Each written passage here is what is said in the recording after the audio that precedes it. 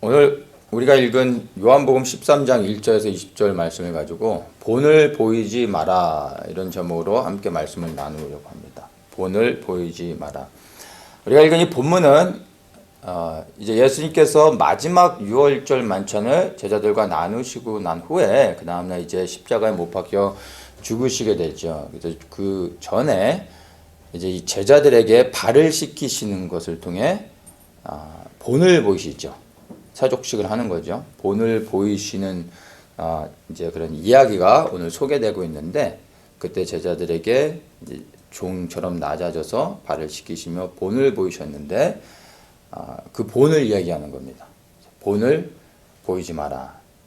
이런 제목으로 함께 말씀을 나누도록 하겠습니다. 1절을 다시 한번 보겠습니다.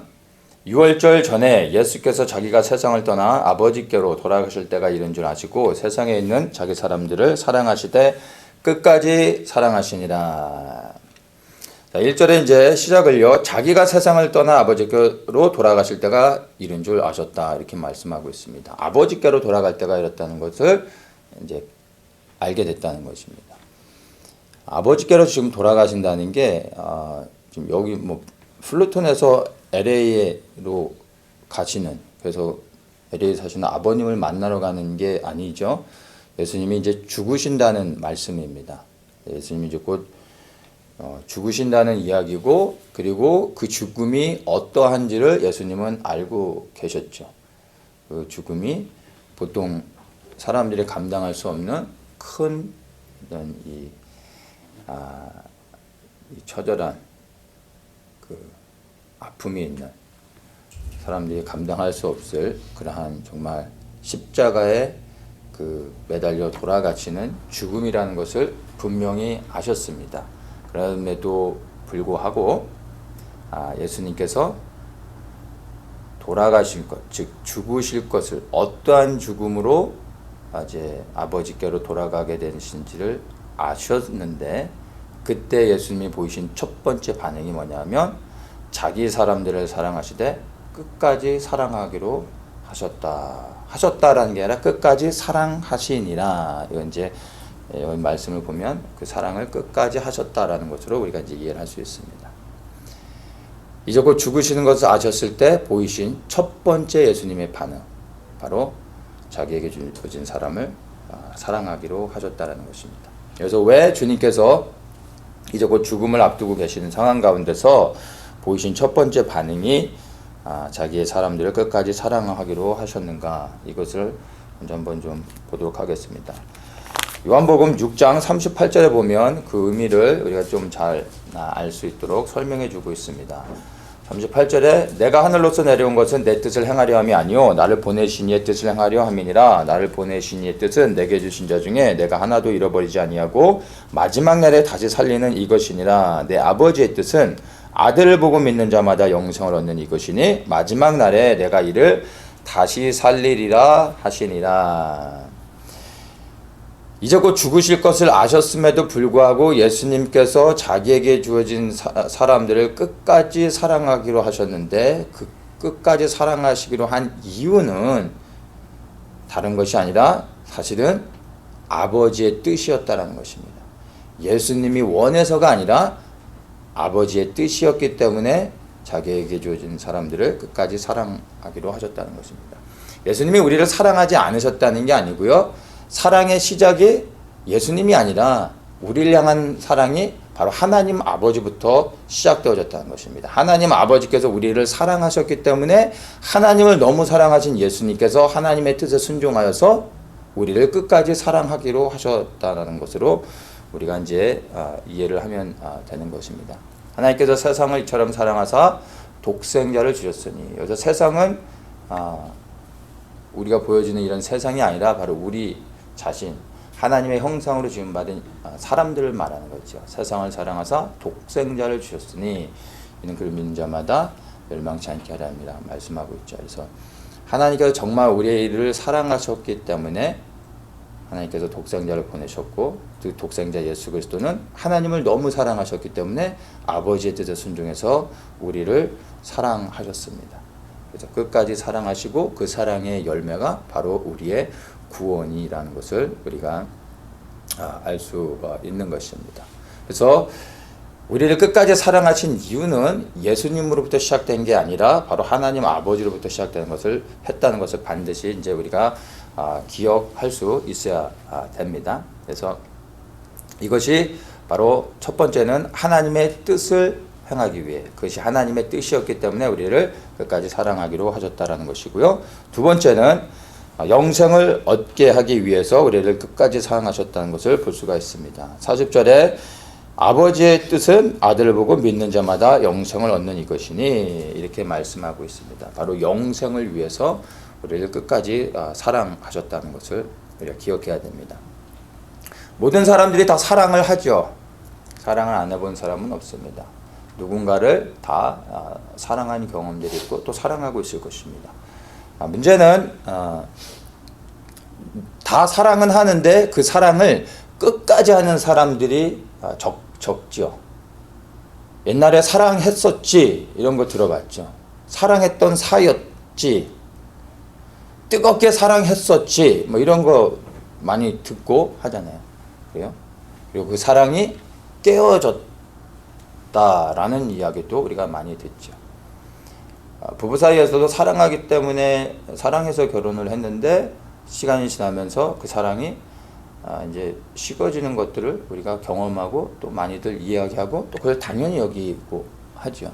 근데 그게 사실은 이 사랑이라는 건 정말 진짜 사랑하는 것은요, 사랑이 시간이 지날수록 그 사랑이 식어지는 게 아니라 변함없이 더 뜨거워진다기보다는 변함없이 계속해서 지속되어져야 되는 것입니다.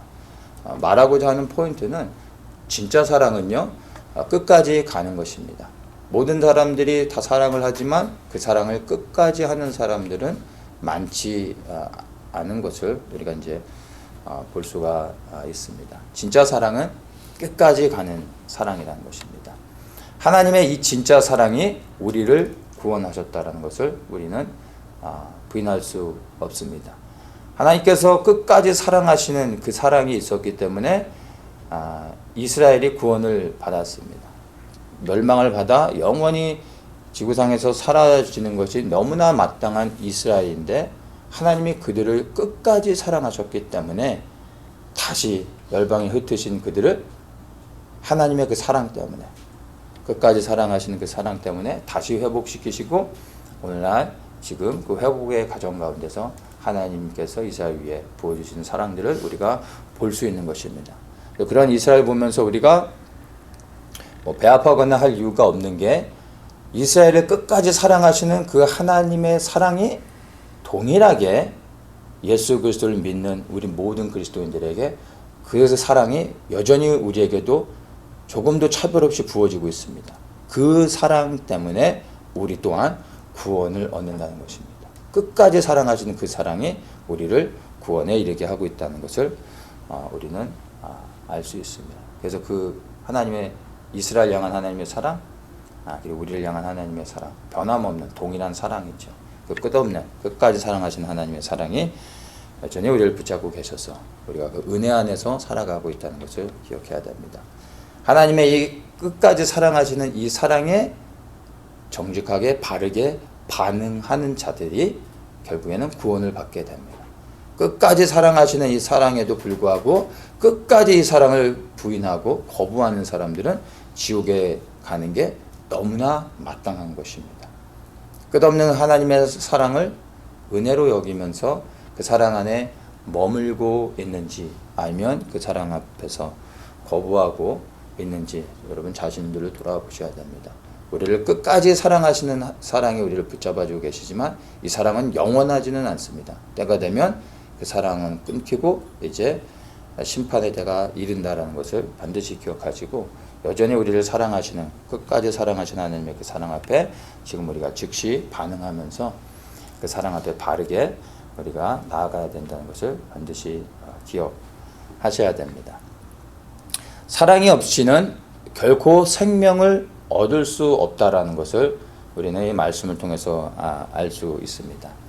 누군가의 사랑을 통해서만 우리가 생명을 보존하고 그리고 오늘까지 우리가 살고 있음을 우리의 과거를 돌아보면 알 수 있습니다. 첫 번째는 우리는 이 땅에 태어나서 부모의 사랑이 없이는 우리가 생존할 수 없었습니다. 스스로 생존하는 사람은 없죠.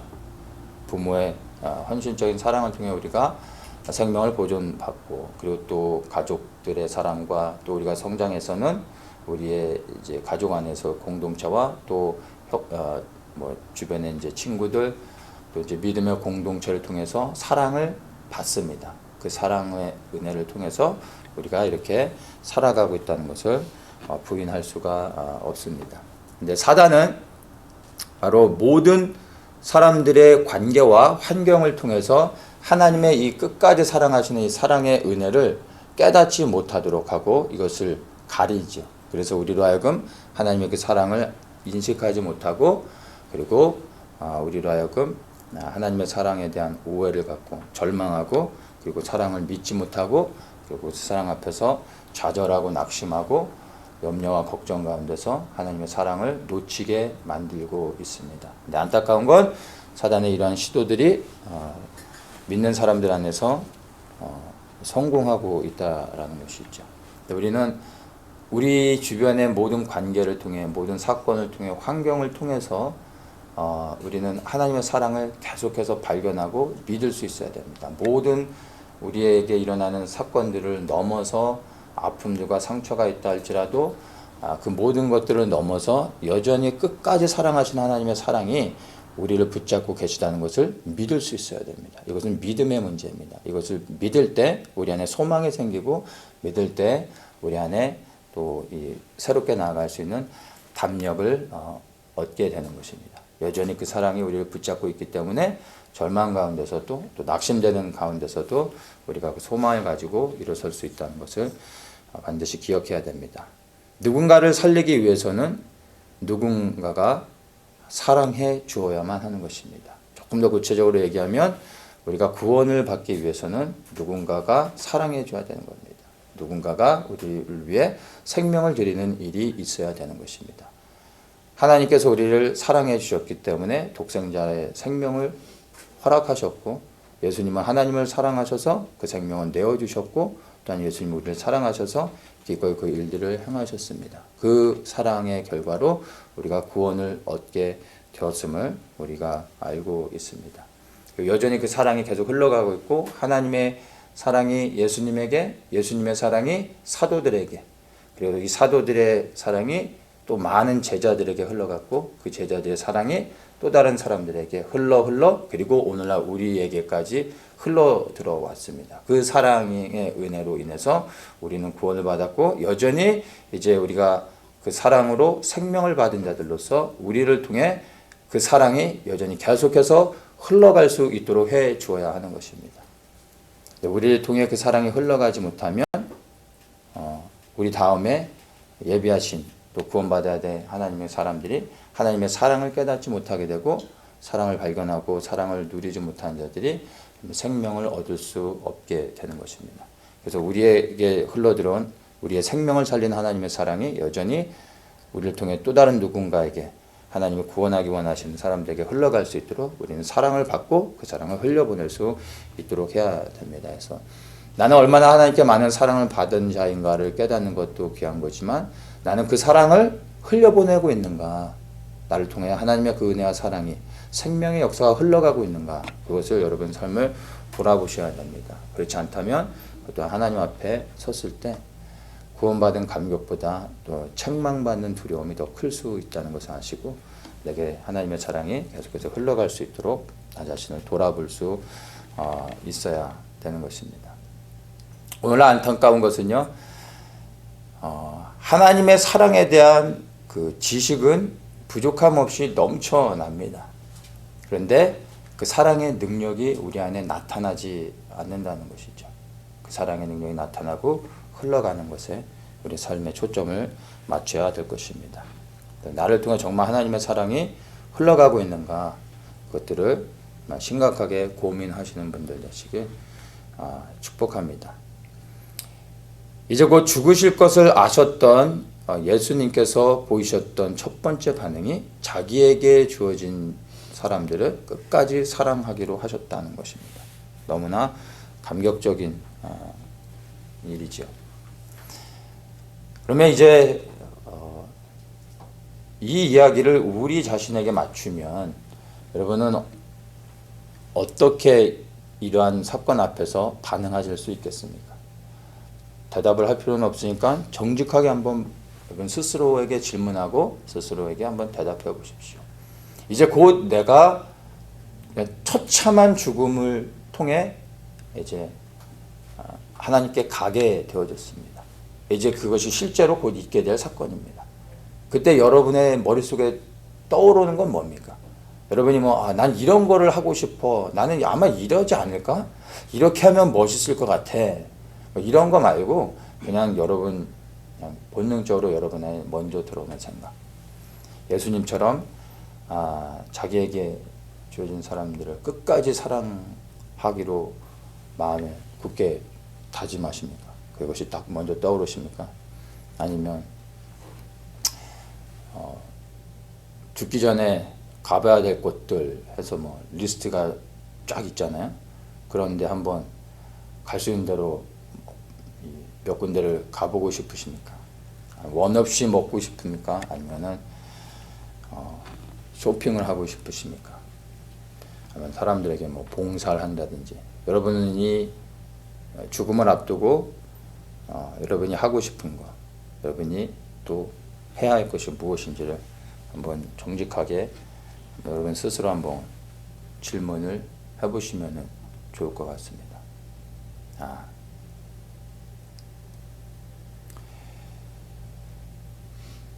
저는 말씀을 나눈 것처럼 예수님은 끝까지 자기에게 주어진 사람들을 사랑하기로 하셨는데 여러분들을 블레임하진 않겠습니다. 저는 정직하게 얘기할 때 머릿속에 딱 들어오는 게 내게 주어진 사람들, 내 공동체 안에 주어진 사람들을 끝까지 사랑해야지라는 것들은 이 말씀을 통해서 부담감은 주어지지만 제게 이게 예수님처럼 이게 첫 번째로 떠오르는 그러한 반응은 사실은 아닙니다.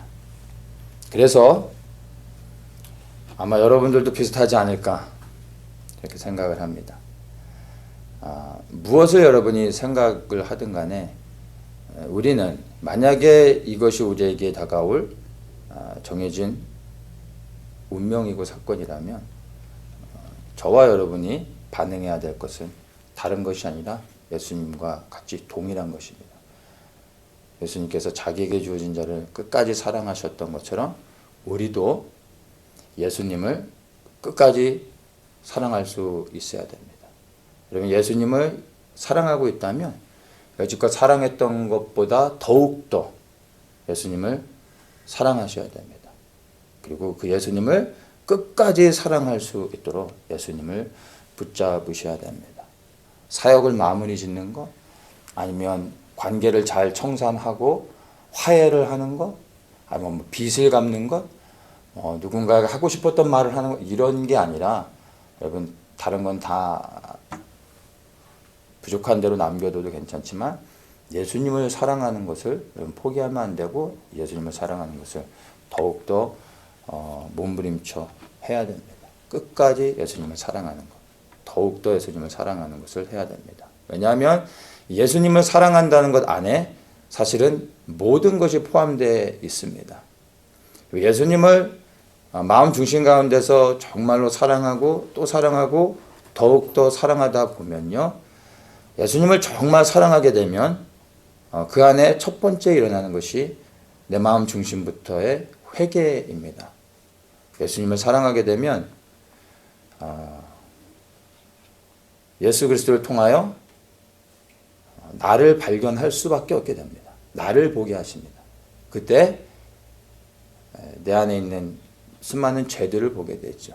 그리고 거기에 대한 회개가 나올 수밖에 없게 됩니다. 죄를 회개하게 되는 것입니다. 그리고 이 죄를 회개하게 되면서 보이는 영적인 반응들은요, 내가 얼마나 더러운 존재인지, 즉 거룩함이 무엇인지를 예수님을 사랑하다 보면 알게 됩니다. 왜냐하면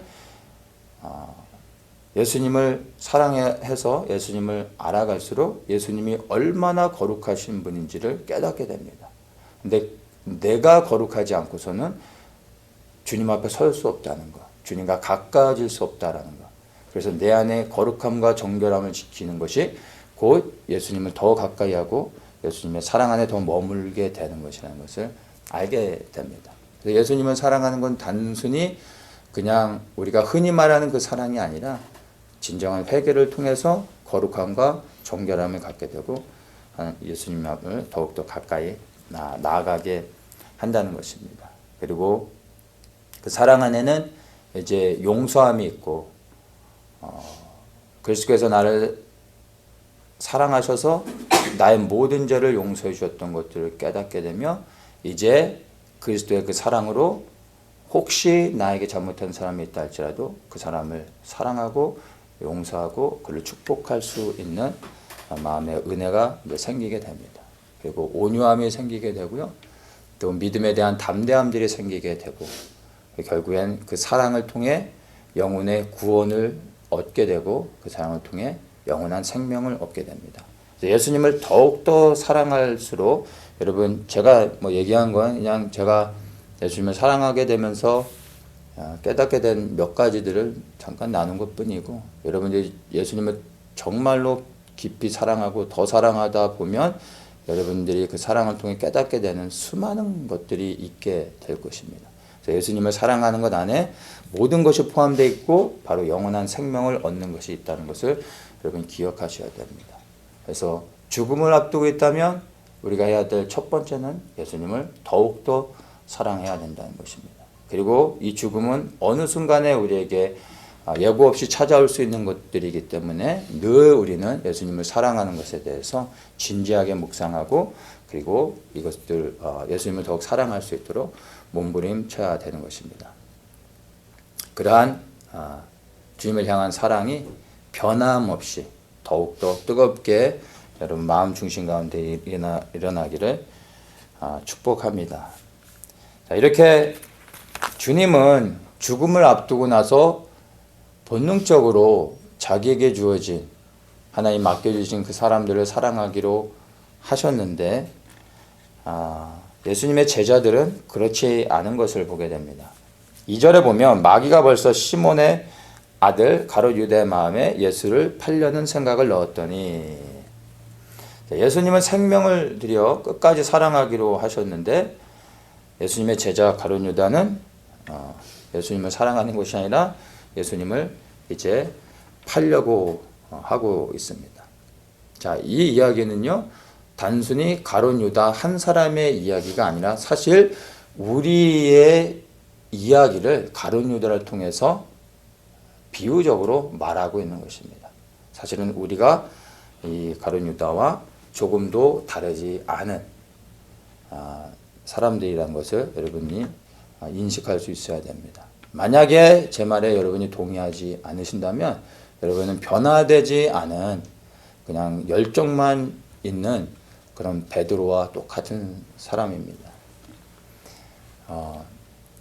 주님께서 베드로에게 네가 오늘 밤 나를 부인할 것이다 라고 했을 때 베드로는 펄펄 뛰면서 내가 주와 함께 죽을지언정 주를 부인하지 않을 것입니다 라고 고백했습니다. 그리고 나서 예수님을 저주하면서 부인한 게 바로 베드로였다는 것을 우리는 기억해야 됩니다.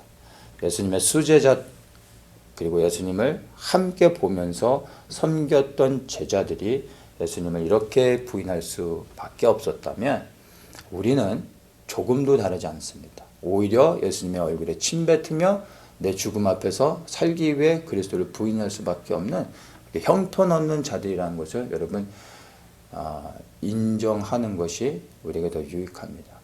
만약 베드로가 그것을 예수님이 말씀하셨을 때 무릎 꿇고 주님 제가 주님을 부인하지 않도록 도와주십시오. 믿음을 주십시오. 라고 기도하며 또 이렇게 주님께 은혜를 구했더라면 아마 주님의 은혜 안에서 그가 부인하지 않았을까라는 생각을 해보게 됩니다. 그는 주님을 이렇게 말씀하셨음에도 불구하고 자신을 믿었죠. 그러지 않을 것이라고. 그러나 철저하게 실패를 했던 것을 봅니다. 우리 또한 조금도 다르지 않다는 것을 기억하시고 하나님의 은혜가 벗겨지는 순간 우리 또한 부인할 수밖에 없는 너무나 형편없는 연약한 자리라는 것을 아셔야 됩니다. 그래서 이것이 정말 우리에게 두려운 부담이 되어야 되고, 그래서 주님의 은혜 안에 머물러 있어야 되고 주님께 기도하며 우리 믿음을 달라고 기도할 수 있어야 됩니다. 왜 베드로가 이렇게 주님을 생명 들여 지켜드릴 것처럼 하면서도 끝내는 부인했을까요? 그리고 왜 예수님의 제자인 가룟 유다는 예수님을 팔려고 했을까요? 다른 질문 같지만 사실은 똑같은 질문이고 그 해답도 동일합니다. 가룟 유다가 예수님을 팔려고 했던, 예수님은 이제 곧 돌아가시게 되면서 생명 들여 제자들을 끝까지 사랑하려고 했는데 그 제자들은 예수님을 팔려고 했던 것입니다. 이유는 우리가 좀 전에 나눴던 것처럼 너무나 간단합니다.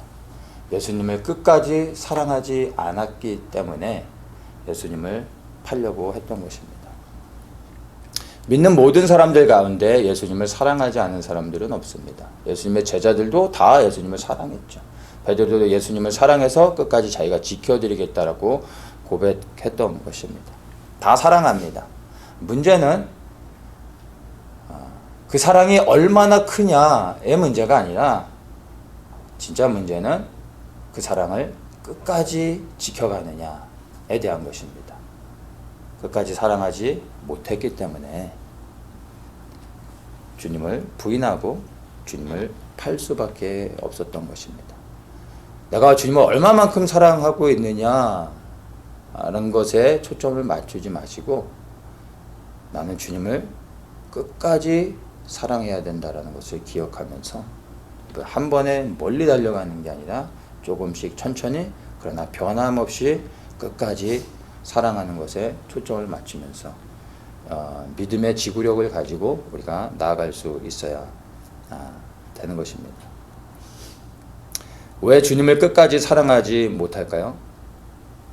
주님을 끝까지 사랑하지 못한다라는 것을 다르게 말하면은 나를 더 사랑하기 때문이라고 말할 수 있습니다. 내가 부인되지 않으면 주님을 끝까지 사랑할 수 없게 되는 것입니다. 마지막에서는 누군가를 놓아야 되는 것입니다. 내가 아니든 나든 아니면 예수 그리스도. 예수 그리스도가 부인되면 주님을 끝까지 이제 사랑하지 못하는 것이죠. 그러나 내가 부인이 되면 그리스도를 끝까지 사랑할 수 있게 되는 것입니다. 나를 부인할 때 생명을 들여 예수 그리스도를 끝까지 사랑할 수 있다는 것을 기억하시고 주님을 끝까지 사랑하기로 결단할 때 반드시 나를 사랑하는 것이 아니라 나를 부인하고 그리스도를 높여야 된다는 것을 연결시켜서 우리가 볼 수 있어야 되는 것입니다.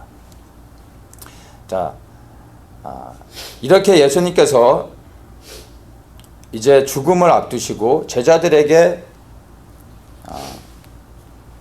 본을 보이는 모습이 이제 3절에 나옵니다. 저녁 먹는 중에 예수는 아버지께서 모든 것을 자기 손에 맡기신 것과 또 자기가 하나님께로부터 오셨다가 하나님께로 돌아가실 것을 아시고 저녁 잡수시던 자리에서 일어나 겉옷을 벗고 수건을 가져다가 허리에 두르시고 이에 대야에 물을 담아 제자들의 발을 씻기시고 그 두르신 수건으로 씻기기를 시작하여. 자, 이 본문을 통해서 이제 예수님이 세족식을 하는 것을 우리가 볼 수가 있습니다. 먼저 이 말씀을 나눌 때 본을 보이셨던 그 제자들의 발을 씻기는 이 본을 보였던 이것을 나누기 때 우리가 기억해야 되는 게 예수님이 본을 보이시기 원하셨던 것은 발을 씻는 게 아닙니다. 세족식이 아닙니다. 그러니까 이 발을 씻는 것에 초점을 맞춰서는 안 됩니다. 뭐 그렇다고 해서 우리가 서로의 발을 씻어주는 이런 것들을 뭐 잘못됐다고 말하는 것은 아닙니다. 이것이 낮아져서 다른 사람을 섬기는 그런 이제 어떤 상징이 되는 것이죠. 근데 본질은 예수님께서 우리에게 세족식을 가르쳐 주신 게 아닙니다. 세족식을 하라고 우리에게 본을 보이신 것이 아니라는 것을 여러분 반드시 기억하셔야 됩니다. 고대 시대에는 오늘날처럼 뭐 이렇게 좋은 세상이 아니니까 신발도 뭐 형편이 없고 이제 샌들이 있죠. 양발도 없고 그냥 맨발에 샌들만 신는 거죠. 그리고 중동의 땅이 얼마나 거칩니까? 거친 모래들, 돌밭, 흙이 날리고. 그러니까 밖에 나가는 순간 발이 더러워질 수밖에 없죠. 그래서 밖에서 돌아오면 첫 번째로 하는 것이 손과 발을 씻는 게 중동에서의 문화입니다. 그래서 좀 사는 게 좀 형편이 되는 사람들은 집안의 하인이 주인이 돌아오면 제일 먼저 하는 것이 대물을 떠서 발을 씻겨주는 겁니다.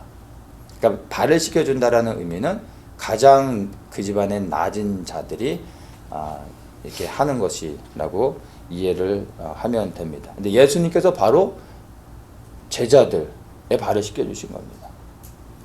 제자들이 예수님의 발을 씻겨줘야 되는데 예수님이 제자들의 발을 씻겨주시게 된 겁니다. 세족식의 초점이 아니라 포인트는 낮은 자의 자리로 와서 섬겨야 된다라는 것을 여러분 기억하셔야 됩니다. 그래서 뭐 1년에 한 번 이벤트성으로 이렇게 한번 발 씻어주는 이런 거 하지 마시고, 그리고 나서는 마음대로 살아가면 무슨 의미가 있겠습니까? 일상의 삶에서 낮은 자리로 가서 살아야 된다는 것을 기억하셔야 됩니다.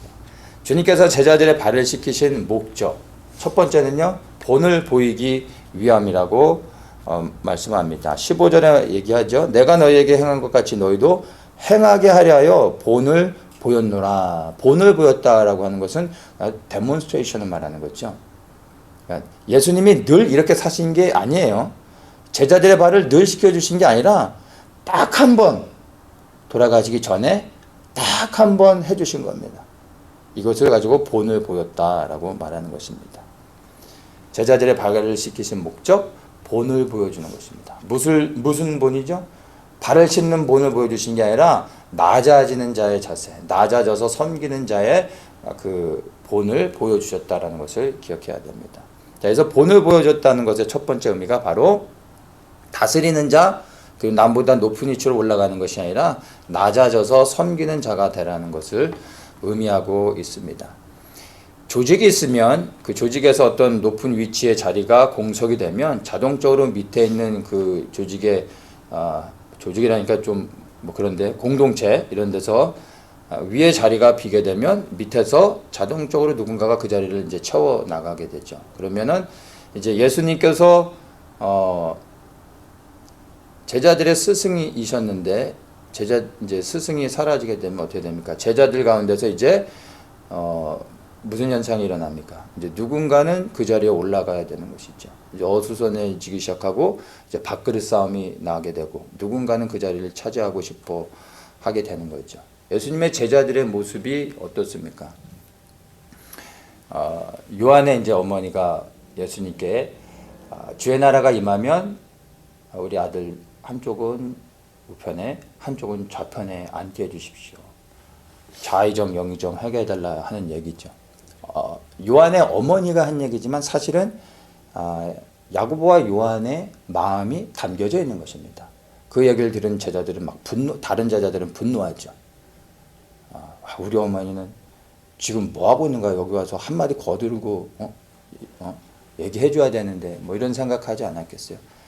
요한의 어머니가 한 얘기지만 사실은 제자들의 마음을 담고 있는 것입니다. 이게 예수님의 제자들의 모습인 것이죠. 그래서 예수님이 이제 떠나시고 나면 누군가가 더 높은 자리에 올라 누군가가 더 다스리고 통치하고 이렇게 높아지려고 한다는 것을 예수님은 아셨던 것입니다.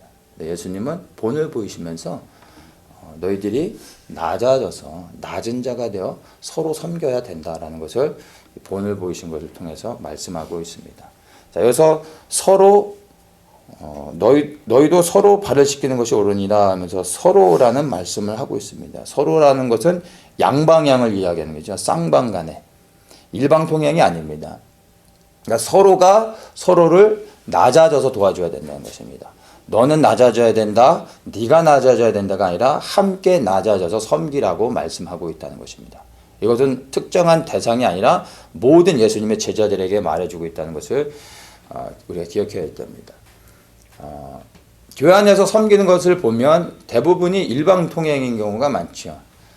섬기는 사람은 계속 섬기고 섬김을 받는 사람은 또 계속 섬김을 받는 경우가 많습니다. 섬기는 사람보다 섬김을 받는 사람들이 절대 다수죠. 보면은 그래서 우리가 섬김을 받을 때 반드시 기억해야 되는 것이 그 섬김을 먼저 감사히 여기고 내가 이런 섬김을 받았을 때 나를 통하여 또 다른 사람들이 섬김을 받을 수 있도록 그 사랑이 흘러갈 수 있도록 해야 되는 것입니다. 나를 섬겨준 사람을 내가 섬겨줄 수도 있지만 그 내가 받은 사랑이 그 사람에게 받은 게 아니라 그 사람을 통해 하나님의 은혜와 사랑이 내게 흘러들어온 거죠. 그러면 꼭 기브 앤 택 이런 식으로 해서 내가 섬김을 누군가에게 받았으면 그 사람에게 섬겨주는 게 아니라 그 섬김의 은혜와 사랑이 또 다른 누군가에게 흘러갈 수 있도록 내가 통로가 돼서 섬겨줘야 되는 것입니다. 내가 누군가에게 섬김을 받았을 때 반드시 기억하는 것이 감사하게 여기며 또한 내가 그 섬김을 통해 회복이 되고 세워졌다면 누군가를 또 섬겨줄 수 있도록 해야 되는 것입니다. 소수의 사람들이지만 교회 안에 또 그 섬기는 것에 익숙해진 사람들이 있죠. 그래서 섬기기만을 하는 사람들도 있습니다. 이 섬기기만을 하는 사람들은 보면은 섬김을 받는 거에 굉장히 이렇게 익숙하지 않다고 해야 되나요? 그래서 늘 그냥 섬기는 것으로 만족하고 섬기는 것으로 끝나려고 하고 다른 사람의 섬김을 또한 받지 않으려고 하는 경향들도 있습니다. 근데 이것도 사실은 잘못된 것입니다. 공동체 안에서 그리스도의 지체되는 자들로서 섬김이 필요 없는 사람은 아무도 없습니다. 섬김을 받지 않으려고 한다는 것은 사실은 영적인 교만인 것입니다. 섬김이 다 필요합니다. 그 섬김을 받을 줄 알아야 주님 앞에서 겸손할 수 있는 것입니다. 돈이 많은 사람이 누군가에게 이렇게 사람들에게 이제 대접을 하기를 좋아하는데 자기보다 이렇게 돈이 별로 없는데 예를 들어서 커피를 산다. 그러면 이 사람은 그걸 참지 못하는 거야. 수시를 사는 것도 아니고 이 커피 한 잔 내가 이거를 얻어먹어? 내가 사고 말지 하고 섬김을 받지 못하는 사람들이 있습니다. 교만한 것입니다. 조그만 사랑도 받을 줄 알아야 됩니다. 그리고 그것을 감사히 여길 줄 알아야 됩니다. 그것은 주님 앞에 감사하는 것이고요. 그리고 그것을 감사함으로 받을 때 또한 내게서 또 다른 하나님의 은혜와 사랑이 흘러갈 수 있도록 하면 되는 것입니다. 그래서 항상 내가 섬김을 받는 자리에만 있어서 되지도 않고 또한 섬기는 자리에만 있어도 되는 게 아니라 우리는 서로 섬기며 섬김을 받으며 그렇게 지체된 자들로서 함께 세워져 간다는 것을 반드시 기억하셔야 됩니다. 자, 두 번째, 본을 보이신 것에 담겨져 있는 의미입니다. 오늘의 제목이죠. 본을 보이지 말라라고 제목을 달았는데 예수님께서 본을 보이신 두 번째 이유는요. 바로 본을 보이지 않고 그렇게 그냥 살라고 우리에게 보여주신 것입니다. 예수님은 정말로 딱 한 번 제자들의 발을 씻기시며 너희가 어떻게 낮아져 섬겨야 되는지를 실제로 보여주셨습니다. 자, 우리는 이것을 보면서 우리도 본을 보여주려고 합니다. 본이 되는 삶을 살려고 합니다. 좋은 것 같은데 자세히 보면은 올바르지 않은 것입니다. 이 본을 보이려고 하는 사람들은 한 번 하면 되겠지. 아마 1년 정도 하면 되겠지. 내가 이 정도 보여줬으면 누군가가 이제 하겠지. 라고 생각할 수밖에 없습니다. 본을 보여주는 것의 한계가 이겁니다. 본을 보여준다는 건 말 그대로 그냥 시범을 보여주는 거거든요. 그렇게 살아가는 게 아닙니다. 예수님이 본을 보여주셨기 때문에 우리도 누군가에게 자꾸 본을 보여주려고 하죠. 그러니까 내가 하나님의 말씀에 순종해 살아가는 게 아니라 내가 이렇게 해놓는 걸 통해서 저 사람도 이렇게 하기를 원하는 거죠. 근데 그게 아니라는 것입니다. 예수님은 우리에게 본을 보여주셨지만 예수님이 본을 보여주시면서 우리에게 원하셨던 것은 우리가 본을 보여주는 삶을 사는 게 아니라 본을 보여주신 것이 바로 우리의 삶이 그렇게 되어줄 수 있도록, 그게 우리의 삶의 전부가 되어줄 수 있도록 그것을 위해서 본을 보여주셨다는 것을 기억해야 됩니다. 본을 보이는 사람이 아니라 삶으로 행하는 그런 사람이 되어야 하는 것입니다. 이해되시죠? 본을 보여서는 안 됩니다. 누군가에게 보여주기 위해서 하는 것이 아니라 그 자체가 우리의 삶의 일부분이 되어져야 되는 것입니다. 16절에 내가 진실로 진실로 너에게 이르노니 종이 상전보다 크지 못하고 본냄을 받은 자가 보낸 자보다 크지 못하다, 이렇게 말씀하십니다. 이 말씀은 한마디로 내가 하나님으로서, 내가 메시아로서, 내가 주인으로서, 내가 왕으로서, 내가 너희의 스승으로서 이렇게 본을 보였으니까 너희가 이렇게 행하는 것은 너무나 마땅한 것이다 라고 말하는 것입니다. 그래서 이것은 우리에 대한 예수님의 분명한 우리의 그 사명으로서 우리에게 주시는 분명한 명령이라는 것을 우리가 말씀을 통해 받을 수 있어야 되는 것입니다. 자, 그렇다면 어디서부터 이러한 섬김이 시작되어져야 할까요? 이 본을 보이는 삶, 낮아져서 섬기는 삶. 우리는 흔히 이것을 교회 공동체 안에 적용하는 것이 가장 또 익숙합니다. 근데 사실은 우리가 본을 보이는 낮아져서 섬기는 삶의 시작은 교회 공동체가 아니라 바로 가정입니다. 가정에서부터 우리가 낮아져 서로 섬겨야 됩니다. 가정이라 말할 때 첫 번째 단위는 남편과 아내인 것입니다. 남편은 아내를, 아내는 남편을 서로가 낮아져서 섬길 수 있어야 되는 것입니다. 가정이라는 이 단위는 하나님께서 우리에게 주신 가장 작은 단위의 공동체이면서 가장 작은 단위의 교회이고 가장 작은 그 사이즈의 사역지입니다. 그래서 이 가정을 지켜나가는 것, 바로 이것이 곧 모든 것의 출발이 되어지는 것입니다. 사역과 가정을 많은 경우 구분해서 이해를 하는데 사실 모든 사역의 시작은 가정으로부터 시작되는 것입니다. 사역은 성공하지만 가정에는 실패하는 사람들이 많이 있습니다. 그리고 가정에서의 실패를 사역의 성공으로 그냥 만족으로 또 위안으로 삼으려고 하는 경우들도 있습니다. 그러나 사역에 성공했다 할지라도 가정에 실패하면 그 사람의 인생은 사실은 실패한 것입니다. 가정에 먼저 충실해서 남편과 아내로서 서로가 낮아져 섬길 때 그 다음에 우리의 자녀들을 우리가 섬겨주게 되고 그리고 자녀들은 그 부모의 서로 낮아져 섬기는 것을 통해 이 아이들이 진정으로서 그리스도의 사랑이 무엇인지를 깨닫게 되고 우리가 어떻게 지체로서 서로를 섬겨가면서 몸된 교회를 세워가고 그 공동체를 세워가는 것인지를 직접 보고 배우게 됩니다. 이 가정이 그렇게 그리스도 안에서 건강하게 성장하게 되면 이 가정이 전체가 함께 일어나 교회라는 공동체 안에서 주님의 몸된 교회를 세워가며 하나님의 부르심들을 모든 가족이 함께 일어나서 이 일들을 지켜갈 수 있게 되는 것입니다. 그래서 모든 것의 시작이 가정이라는 것을 기억하시고 그 사역의 시작 바로 가정이라는 것 기억하시고 가정에서부터 모든 것이 시작되어야 합니다. 그래서 나는 섬기는 자로 가정 안에서 살아가고 있는가 한번 돌아보십시오. 그러면서 거기서부터 시작해서 남편과 아내로서 그리고 자녀들에게 그 사랑이 흘러갈 수 있도록 해야 됩니다.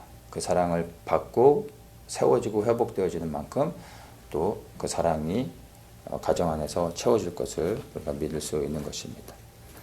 자, 우리가 주님께서 본을 보이셨다라는 것의 초점은 발을 씻기시는 것이 아니라 본질은 낮아져 섬기는 것이라는 것을 기억해야 되고, 그리고 사실 우리가 기억하면서 예수님이 본을 보이신 것에 대한 핵심은 발을 씻기시는 것이 아니라 사실은 십자가를 지셨다라는 것으로 우리가 이해를 해야 됩니다. 그래서 예수님이 우리에게 보여주신 참된